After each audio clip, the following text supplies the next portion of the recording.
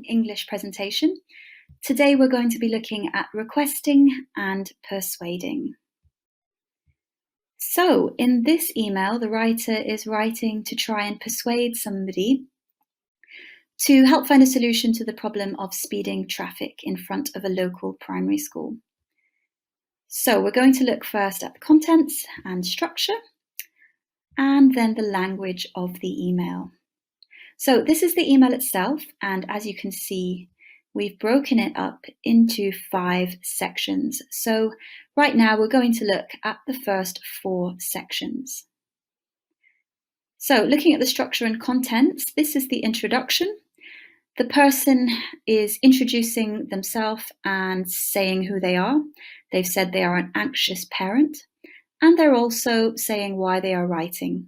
So they're writing regarding the speed of traffic outside Fenton Primary School. As you can see, they have kept their introduction nice and short. Okay, so in the second paragraph, the writer is informing the reader about the situation and giving further details about the problem. So as you can see from the picture of the ambulance, this person is concerned that there will be an accident involving a child. And in the third paragraph, the writer is informing the reader about possible solutions and giving further details. So in this part, they're just trying to get the reader involved and interested in the situation so that hopefully they will be able to find a solution. And in paragraph 4, the writer is encouraging the reader to take action so that hopefully, again, they will be able to find a solution. So just to briefly go over it again one more time, this is the structure of the email. The first paragraph is a short introduction. You introduce yourself and say why you're writing. Paragraphs 2 and 3 are about giving details about the situation, the problem, and possible solutions. And paragraph 4 encourages the reader to take action. And finally, they sign off at the end of the email. So let's have a look at some of the language that you can use when you're persuading somebody and trying to get them to do something. So this is a really useful technique. It's called the rule of 3. So 3 points to support an argument. So in this case, the person has written 3 solutions that could work to solve the problem.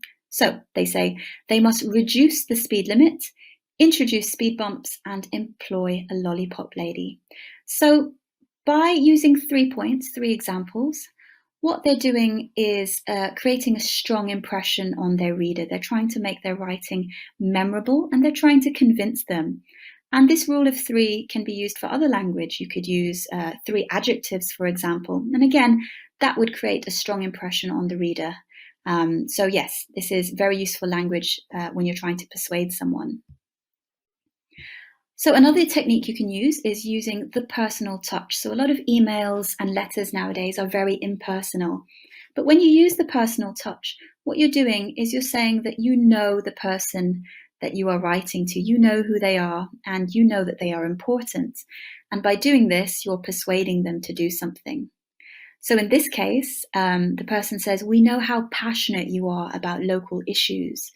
They also say, because of your expertise and experience in this field, we look forward to meeting you.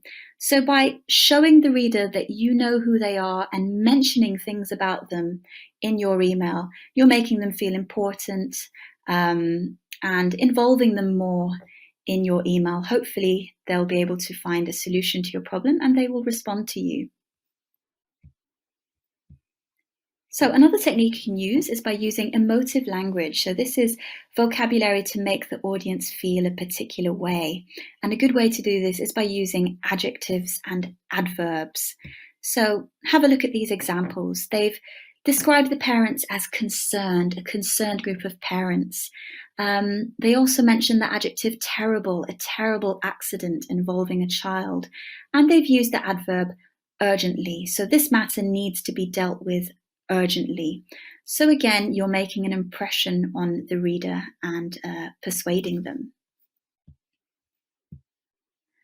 Another good technique you can use is by exaggerating your language and using this for effect. So, what you're trying to do is impress upon the reader just how serious the situation is by exaggerating your language. So, for example, it is only a matter of time before a terrible accident happens.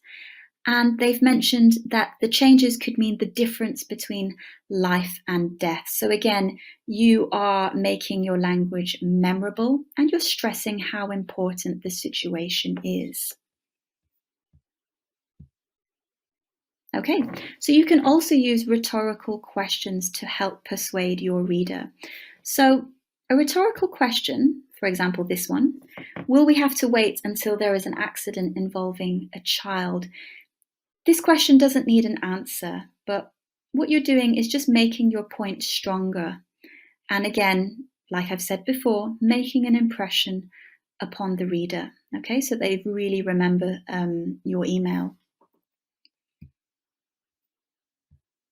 Okay, it's also useful to use statistics and figures when you are requesting and writing a persuasive email. So, for example, according to a recent survey, 80% of the community are in favor of reducing the speed limit. It's really useful to use statistics because they're true, and it's difficult to argue with something that is true. By using a fact as well, you're also supporting your argument and you're making your case a lot stronger. It's also important to say where you got the statistic or figure. So in this case, they've said that they got it from a recent survey. Always put where you got it from so that, again, it gives more weight and support to your argument. Okay, so here is a summary of all the language that we've used. Again, if you want, you can hit the pause button, take a picture of it, and then later on use it for your studies. So if you'd like further information and further help with your writing and other skills if you're preparing for an exam, please check out these 2 books on our website, elearningenglish.com.